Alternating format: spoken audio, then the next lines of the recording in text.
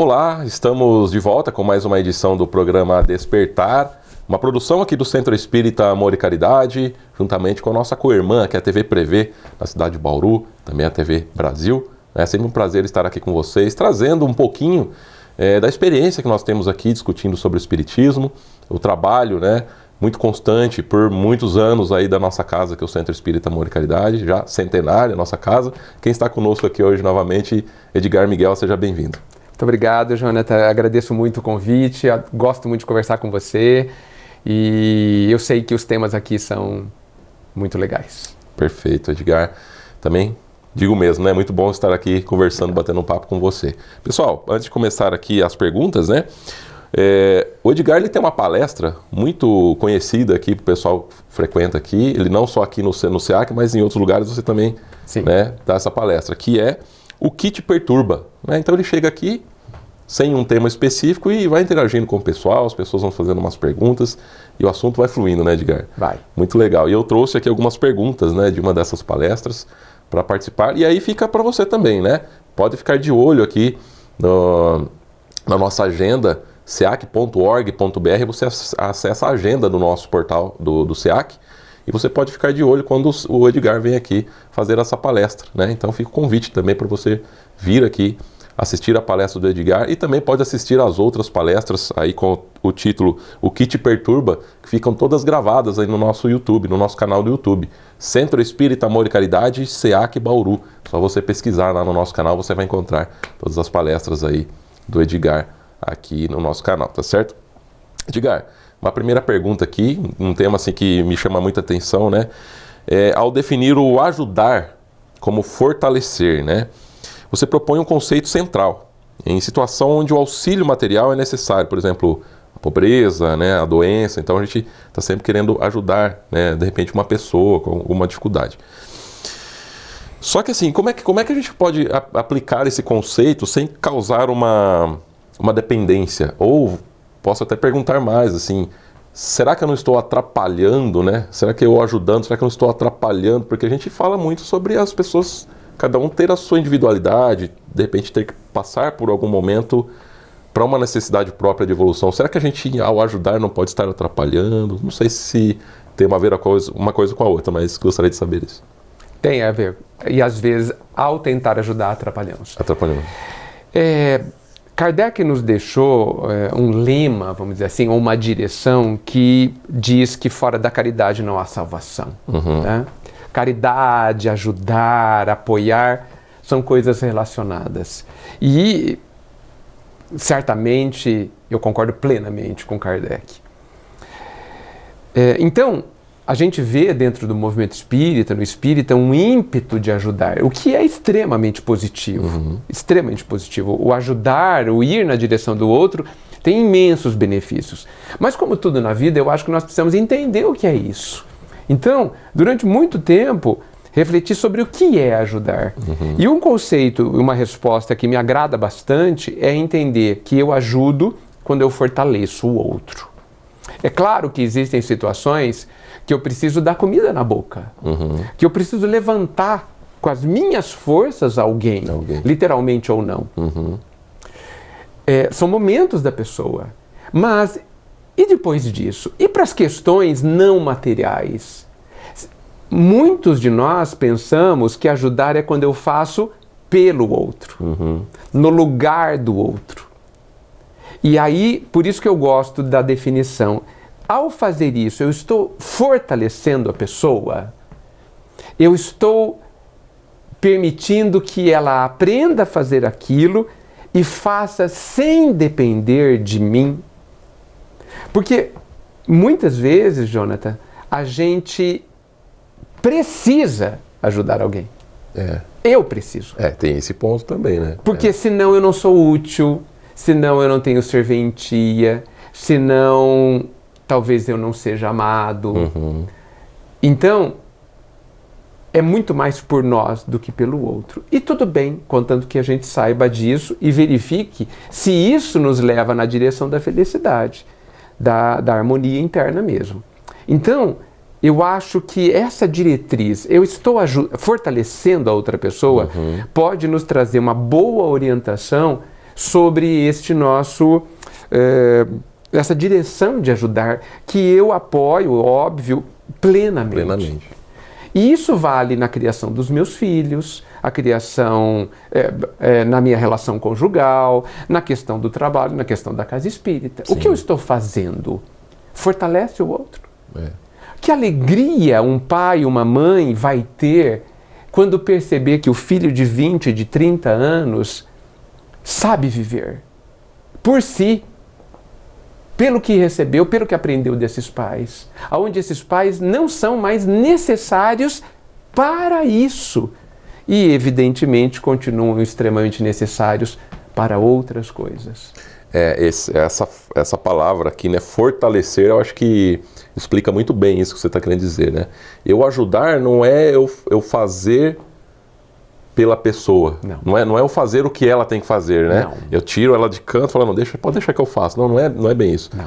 É óbvio que tem o que você disse no começo, né? Que às vezes é necessário, né? Depende da situação da pessoa, né? Sim. No começo ali você tem que, com as próprias mãos, fazer por ela, sim, né? Mas a gente tem que identificar o momento que a gente tem que deixar de fazer por ela. Exato. Porque aí existe definitivamente o fortalecimento. É fortalecer a pessoa, não só ajudá-la a fazer por ela. Exato. E veja isso na criação dos filhos. Quando eles nascem, sim, não há opção. Nós precisamos colocar o alimento na boca. Isto é ajudar. Mas aos 10 anos eu devo colocar na boca? Será que eu não estou desfortalecendo meu filho, criando dependência nele? Sim. Né? Ele tem que andar. Eu não posso escorá-lo para ele andar. Mas ele vai cair? Vai cair. E faz parte. Os ossinhos dele são molinhos porque não vão quebrar. Ele está pronto para esse processo. E aí eu preciso me retirar um pouquinho de cena para que ele caia um pouquinho e descubra como é que ele se levanta. Uhum. E aí talvez a gente não esteja mais falando das crianças. Mas é verdade. Mas esse exemplo da criança é muito claro para mim, que eu tenho uma menininha de 2 anos e alguns meses ali. Uhum. E é bem isso mesmo, né? Toda vez que ela cai, ela faz um draminha. Se você vai lá e levanta ela fica lá esperando. Ela não se levanta, né? Fica lá esperando você levantar ela para ela fazer um draminha. A hora que você começa a deixar ela... Você está ajudando. Ela dá uma resmungadinha, levanta e vai brincar de novo. Pronto. Né? Tá tudo certo. Obviamente a gente vê se não machucou e tudo, né? Claro. Aí você está fortalecendo a musculatura dela, o sistema nervoso dela e a ideia que ela vai assimilar de que ela tem e pode enfrentar os seus desafios. Os seus desafios, perfeito. Vamos para um pequeno apoio cultural. Voltamos já falando aí sobre assuntos diversos, né? Sobre a palestra, pegando temas aqui da palestra, O que te perturba? Essa palestra tão legal do Edgar Miguel.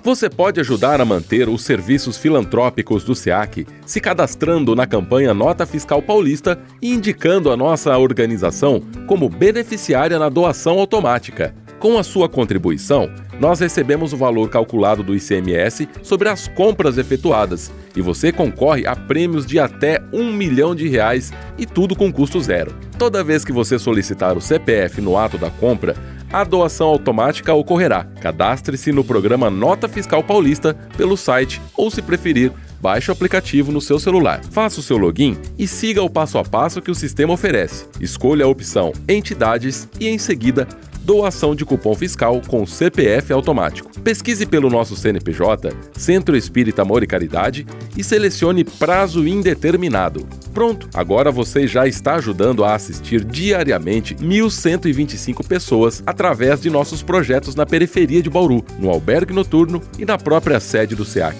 Caso tenha alguma dúvida, entre em contato com a nossa equipe. O Centro Espírita Amor e Caridade de Bauru agradece.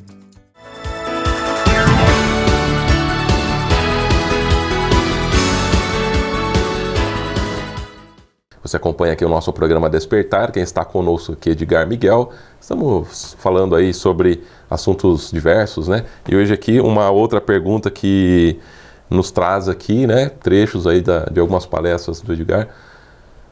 Edgar, a dificuldade de dizer não. Você mesmo disse, né? Isso parece que é universal, né? É.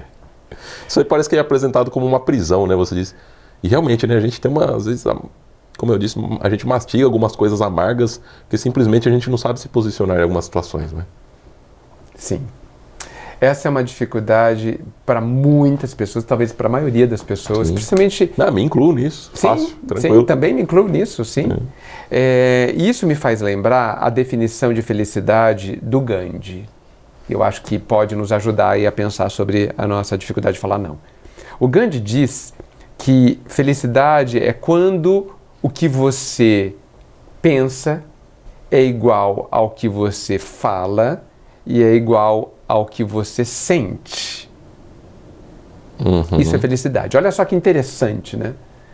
E eu acho que está completamente em linha com o Evangelho, porque entendo que felicidade para o Cristo é a paz interior. E esse conceito do Gandhi nos diz que quando o que eu falo, o que eu penso, o que eu sinto são a mesma coisa, não há conflitos dentro de mim. Então, quando eu digo não, a minha razão conclui que não, o meu sentimento diz que não mesmo, não quero, né? E a minha fala é não. Você percebe que eu estou em paz? Eu estou tranquilo. Está em equilíbrio ali, Estou em equilíbrio. Tudo dentro de mim está em harmonia. Edgar, mas se eu falar não, o outro vai virar a cara. Isso é a escolha dele. Isso não é a minha escolha. Porque senão eu me agrido. Eu me violento. Senão eu não estou sendo de fato honesto comigo. Eu não estou dizendo aqui que a gente deve dizer não para tudo e todos. Porque tem hora de dizer sim. E muitas vezes a gente diz sim precisando dizer não. E muitas vezes a gente diz não precisando dizer sim. Por conta de como a gente concebe, Jonatas, as consequências do nosso sim ou de nosso não. Sim. Normalmente nós temos dificuldades de relacionamento e não sabemos lidar com o outro, com as reações do outro, e por isso cedemos mais do que deveríamos, nos posicionamos de verdade menos do que deveríamos. E aí a gente não é o que a gente é. É verdade. Isso cria sofrimento dentro de nós. Isso também cria um descontrole futuro ali, de repente, numa relação, como você disse, né? Você vai mudando muito aquilo que é a realidade, chega uma hora que um não suporta aguentar, isso acaba explodindo, ou outro, e aí vai, né? Você trouxe outra questão importantíssima. Quando a gente se aproxima do Cristo, a gente descobre que a gente tem que ser uma melhor pessoa, que a gente tem que compreender o outro, que a gente tem que ser tolerante, paciência, etc. Só que a gente pensa que fazer tudo isso é suportar. Incondicionalmente. Né? Incondicionalmente. E eu penso que nós não devemos suportar coisa alguma. Tolerância, compreensão e paciência não são suportar. Porque, como você bem disse, a pessoa que suporta, obrigatoriamente um dia ela dirá que ela não suporta mais. Pode demorar 5 minutos ou 10 anos. Ela vai dizer. Por quê? Porque nós não fomos feitos para suportar, Jonatas. Nós fomos feitos para compreender. E quem compreende de verdade não sofre. Então essa é uma brutal diferença. Entende? Eu digo sim para você numa tentativa de ser tolerante sem compreender. Então eu suporto. E eu não vou suportar em algum momento. E até lá eu sofri. Então veja que não é um bom caminho. Nós precisamos compreender. O sim ele não pode vir apenas para você, só porque eu não quero causar um problema agora, né? Não pode. Porque aí entra naquilo que você falou, a gente vai causar um desequilíbrio interno com nós mesmos, né? Esse sim, ele tem que ser bem pensado, vamos dizer assim, né? Sim. Você tem que saber que você está causando esse desequilíbrio com você, só que aí você tem que criar uma aceitação daquilo que você disse sim também. Sim. Porque senão não vai resolver, né? Por isso que talvez Jesus tenha dito que o seu falar seja sim, sim e não, não. Não, não. Sim, sim significa realmente tudo dentro de você é sim. Não há desequilíbrio. E veja, pode ser que eu diga sim com essa harmonia e esteja errado. Sim. E tudo bem. É verdade. Essa outra questão, né? Se a gente não se enxergar como estudantes, aprendizes, nós vamos sofrer, porque não vamos aceitar o erro, que é absolutamente natural do estudante. É verdade. Eu acho que isso vem até de encontro com uma próxima pergunta, né? Que é a voz interior, né? Então, como que a gente pode escutar essa voz interior que nós temos com mais sabedoria?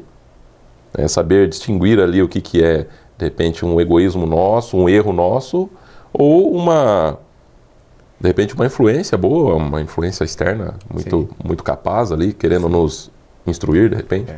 Que bom que você trouxe essa questão, porque eu acho que ela faz parte da solução da maioria das nossas dificuldades.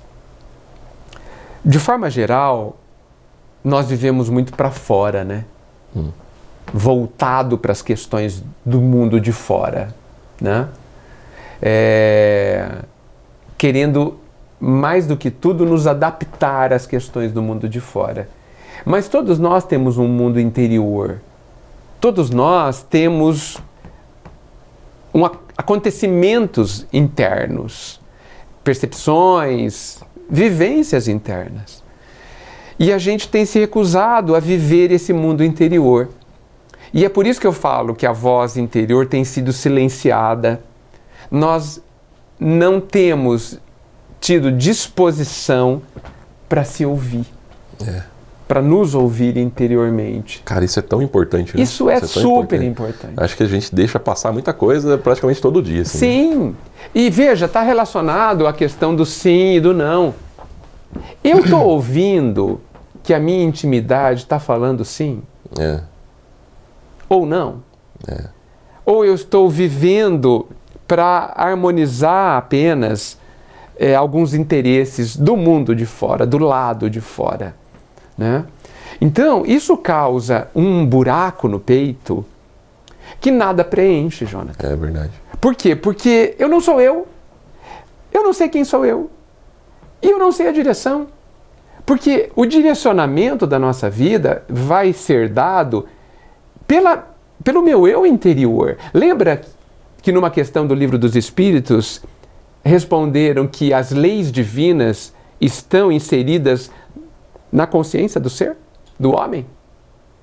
Nós estamos ouvindo essa consciência, que sabe qual é a direção, que sabe o que precisa ser feito? Resposta: não estamos ouvindo. Então, a minha proposta é: vamos abraçar esse amigo interior esquecido dentro de nós, que sabe responder às nossas questões? É verdade. E nunca erra. Essa é a proposta. Essa é uma outra dificuldade coletiva, né? Coletiva. Eu acho que todo mundo tem essa dificuldade. Sim. Né, cara? Por quê? Porque a gente atende ao mundo. Né? E o nosso mundo interior? E olha, eu insisto, Jonathan, ninguém preencherá o vazio interior que essa falta de relacionamento comigo traz. Eu posso ser aplaudido pelo mundo inteiro, mas eu ouço o meu próprio aplauso? Se eu não ouço, eu estou sozinho. Essa falta de equilíbrio nos destrói, né? Destrói. Destrói, né? Essa é a verdadeira solidão, sabe?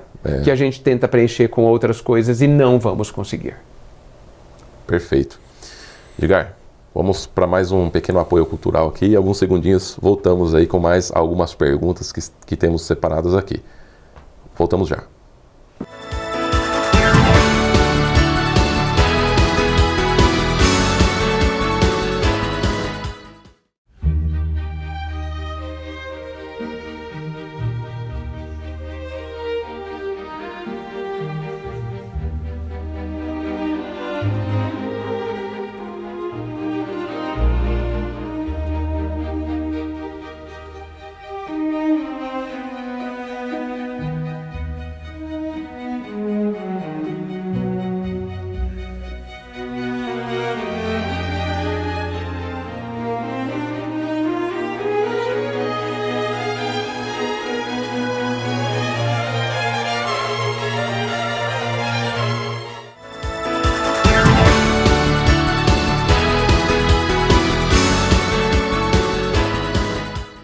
Você acompanha o nosso programa Despertar, estamos aqui no nosso último bloco. Edgar Miguel trazendo algumas questões aqui do nosso dia a dia, das nossas dificuldades, acerca também da doutrina espírita, é claro.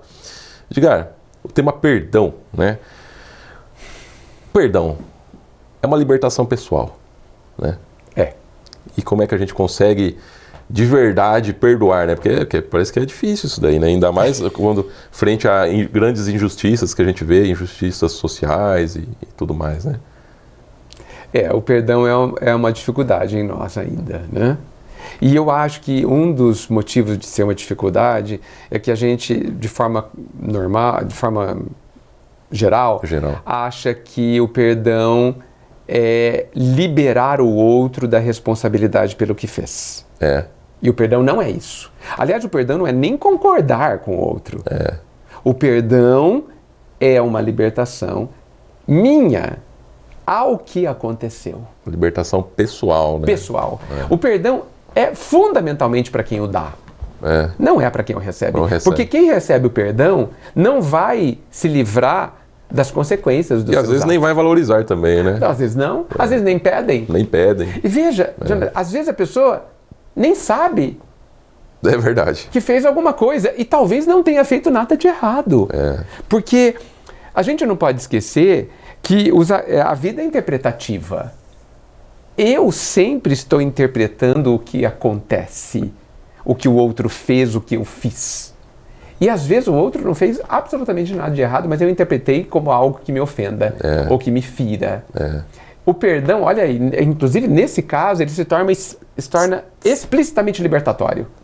E extremamente necessário pro eu, né? Para mim. Exatamente. Como perdoar? A proposta que eu tenho, que talvez nem seja exatamente minha, é que a gente olhe para a gente, olhe para a dor que está sentindo e procure descobrir o que ela quer te dizer. Eu acho que o sentimento, a dor de forma geral, é sempre um mensageiro. Ela está trazendo um recado, uma mensagem sobre a sua intimidade, sobre você. E nós não temos conseguido, até por falta de esforço, decifrá-la.